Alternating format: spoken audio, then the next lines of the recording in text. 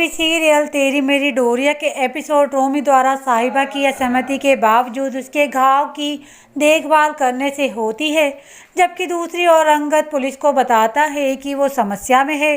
आहूजा ने बलविंदर से अंगद की मदद करने का आग्रह किया, जिससे अंगद ने अंगद को रोमी को पकड़ने में असमर्थ होने के बारे में अपना दुख व्यक्त किया।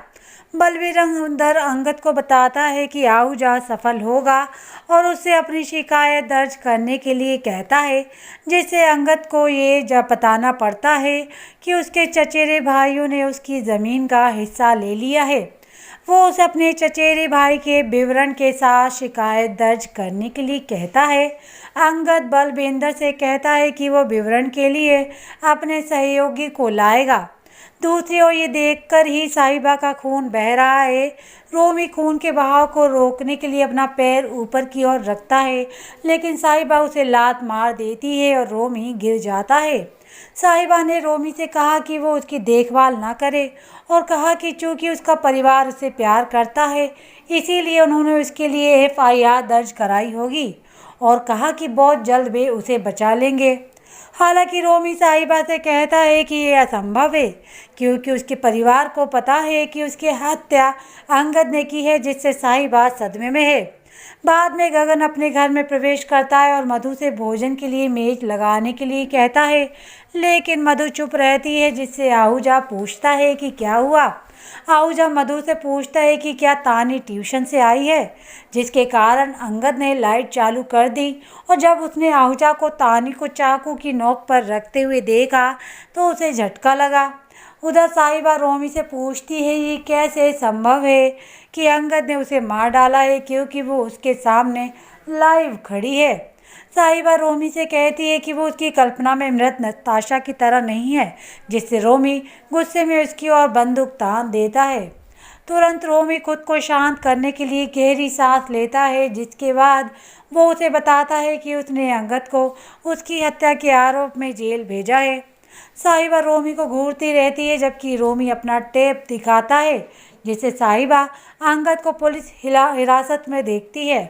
इसी बीच अंगद आहूजा से कहता है कि अगर वो एक भी कदम आगे बढ़ा तो वो तानी को चाकू मार देगा, जबकि तानी रोती है और आहूजा से उसकी मदद करने के लिए कहती है।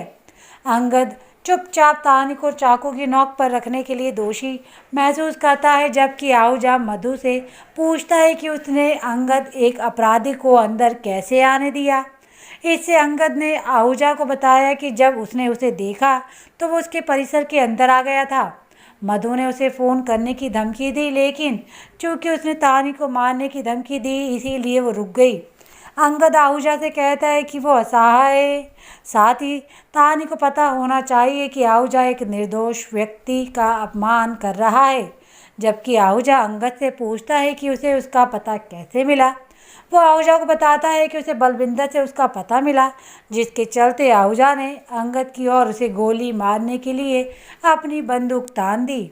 हालांकि मधु आहूजा से कहती है कि वो उसे गोली ना मारे, जिससे अंगद आगे रस्सी फेंके और तानी को आहूजा को बांधने के लिए कहे, जो अनिक्षा से सहमत हो जाती है। जंगल में साहिबा रोमी से पूछती है कि वो अंगद के साथ ऐसा कैसे कर सकता है, जिससे रोमी उसे बताए कि पुलिस ने उसे एक और लाश के साथ पकड़ा है। साहिबा रोमी से पूछती है कि क्या उसने किसी की हत्या की है, और रोमी असहमत हो जाता है और कहता है कि उसने उसके जैसे दिखने वाले व्यक्ति की हत्या की है। वो रोमी को आतंकवादी कहती है, जबकि रोमी कहता है कि भले ही वो आतंकवादी हो, लेकिन उसके पास भी दिल है। अंगद के विपरीत उसके ने जिसके लिए उसके एक भी आंसू नहीं बहाया। साहिबा रोमी से कहती है कि अंगद ने एक भी आंसू नहीं बहाया, क्योंकि वो जानता है कि वो जीवित है और उसकी इस कठिन परीक्षा के पीछे रोमी का हाथ है। यह सुनकर रोमी साहिबा से कहता है कि भले ही अंगद निर्दोष है, कोई भी उस पर विश्वास नहीं करेगा, क्योंकि उसके जीवित होने की बात उसके और उसके अलावा किसी को नहीं पता। अन्यत्र तानी पानी पी मांगती है और अंगद उसके प्रमुख आहूजा को एक गिलास देता है, ताकि अंगद से पूछ सके कि उसे क्या चाहिए।